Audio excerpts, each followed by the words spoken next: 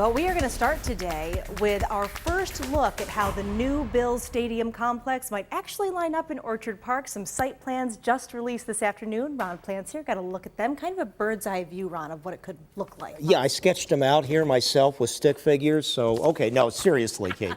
This is part of the required SEQR process, which can now begin. Basically, an environmental review under state law, the planning for this new $1.4 billion Bills Stadium. Erie County, the current stadium landlord, has to lead this work until the land and stadium complex are eventually turned over to a new state agency. She's taken notes, which will in turn lease it back to the Bills organization owned by the Pegulas. You got all that? All right, county officials tell us today that, again, they've received the new site plans from the Bills. Here we go. And their stadium design team and consultants, primarily the Pegulas team out of Kansas City, for the configuration of the site there with the stadium. As was expected, it basically sits across Abbott Road from the existing stadium, and we build on the site of the existing Erie County Community College Cat Stadium and utilize the athletic fields from the current ECC South campus.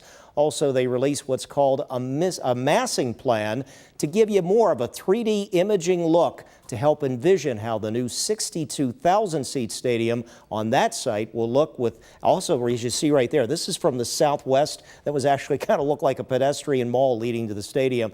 As some have pointed out, it almost looks like that runway there in that view from the southwest. There's going to be a new operations building south of the stadium as well, but the current field house and team administrative offices, they're going to stay on the other side of the road right by the existing stadium. After the new stadium is built and open by 2026, the old stadium gets torn down for parking spaces. Yeah, we need those. Now, these designs, which we also posted at WGRZ.com if you want a second look, are rather preliminary, but they are going to allow for public comment on the siting, which is all part of the process. There will actually be a July 14th session at Bills AdPro Fieldhouse on One Bills Drive near the current stadium, where reps of the county will accept those public views for inclusion. They'll be looking on a lot of logistics like parking, I think that'll be the big one, stormwater runoff or drainage, etc. That will start with an open house, and then there's going to be a follow-up public hearing in the fall as part of this process. They hope to have it wrapped up over the next several months and then move on to the actual planning of the actual stadium design, and that'll begin. For all that, I'm Ron Plants, Channel 2 News. Kate? All right, Ron, you can take a rest now after that.